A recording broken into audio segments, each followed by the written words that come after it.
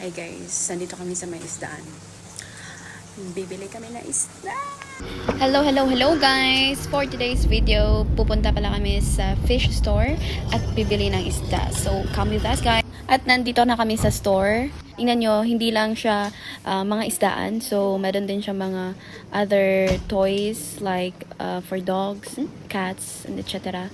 And most likely here is yung mga isda. Bumungad talaga sa amin itong, ang cute ng isda na ito. Ewan ko anong pangalan. At saka yon, naghanap na kami ng isda namin for our mini pond dito sa bahay.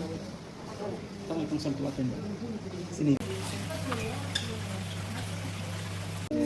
Dito pala guys, nakita ko si Nemo.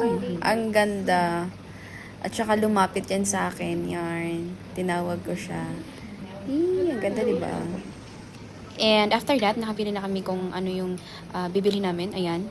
So, dito guys, depende pala yung price sa laki or liit na isda.